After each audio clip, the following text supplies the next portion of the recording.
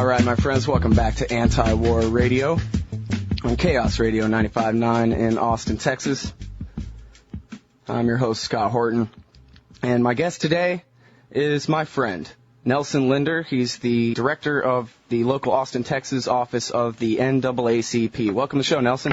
Hey, Scott, how you doing? I'm doing great. How are you, sir? Hey, man, I'm doing great, and it's fantastic to be here and be on your show. I know. I've been looking forward to interviewing you for so long, and unfortunately, I'm stuck covering foreign policy pretty much all day, every day on this show. But, I'm also getting sick and tired. Well, I have been for a long, long time, sick and tired of seeing the Austin Police Department murder unarmed men, almost in every case, I think, unarmed black men in this town. And something's got to be done about it, if only publicly shaming them. If that's all I can do, then we'll do that. You know what? If it's okay with you, I'd like to go ahead and just real quick, just for a minute or two, if we can just get this out of the way, if I can get a quote of you on tape, I already know what you're going to say, about Ron Paul.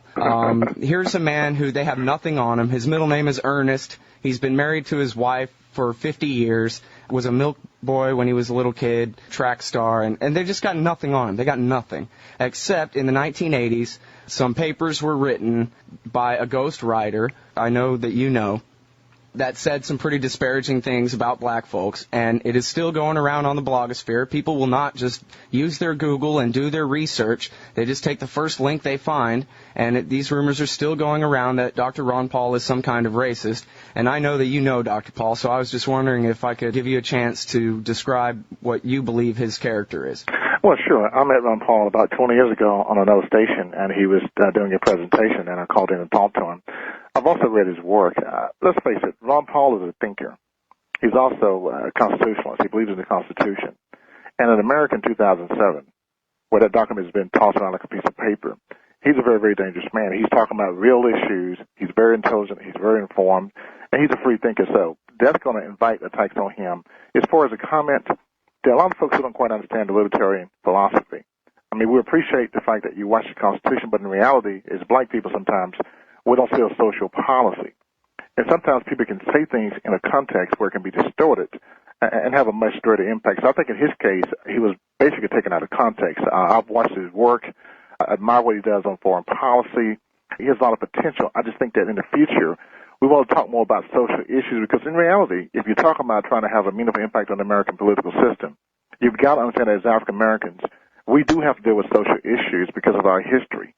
And I think if they would do that as well as talk about the fact that the Constitution is very, very important, I think a lot of folks would be a lot more comfortable not only joining the dialogue, but perhaps being a part of the party. So I like Ron Paul personally. I like what he's saying. I think he's sincere. I think he's correct in what he's saying. And I hope that more folks in the other parties develop the courage to join him and address the issues that I think will decide the fate of this country in the near future. Mm-hmm. That's a very important point, and I think it's a fair criticism of Dr. Paul that he perhaps does not spend enough time explaining carefully to some of the weakest among us and the poorest among us who look to the government to be their safety net and so forth. He's got to really address them particularly and explain why it is that the absolute liberty or close to absolute liberty he endorses is really the way that they ought to go, the policy they ought to support. Exactly. And I think that's a fair criticism that he could do better about that, and I'll do my best through a couple of degrees of separation. Hopefully I can pass on that message to him from you. I take that very seriously. But and you've met him, right? You've sat down and had dinner with Ron and stuff. Yeah. So, but you never thought that he was thinking, oh, a black guy, while your back was turned or anything? No. I met him. We had a very, very direct handshake. We looked eye to eye. He's a very informed man. No, not at all. That was not my impression at all. He was very, very careful about what he said. He was not disrespectful. I don't get that from Ron Paul. I think he's a very serious person. I just think he was taken out of context based on that conversation. I never got that impression from him at all. Yeah. Well, and I totally agree with that. And like you said, the man's a libertarian, and the libertarian philosophy is, of course, everyone is an individual to be judged by the content of their character, period. So how could he possibly be a racist if he's an individualist? Right. And I think, too, Scott, if we look at the big picture here, we're talking about the Constitution.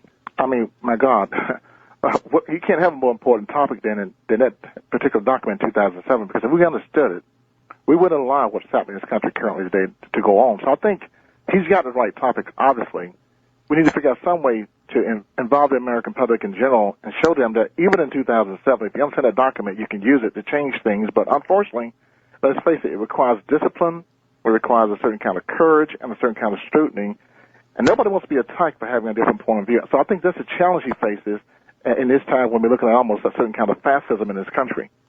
Right. Yeah, I think you're right. And you know, I went to his barbecue birthday party in Houston over the weekend, and part of his speech, he talked about how people sometimes criticize him for wanting to be a weak president. He wants to basically give up all the unconstitutional powers that the presidency has usurped from the people, the states, and the Congress, right, and return it where it belongs under the real separation of powers and so forth. And people criticize him for that. And he pointed out, and I absolutely agree, that it takes strength. It takes incredible moral strength to resist the temptation of power. And Ron Paul is that perfect balance where he's just barely willing to run when people beg him to. But then he only wants the power so he can give it up. And that takes an incredible amount of strength to resist the ability to use the power of the state against whoever you might want for whatever your whim. That's the way basically all the rest of them act.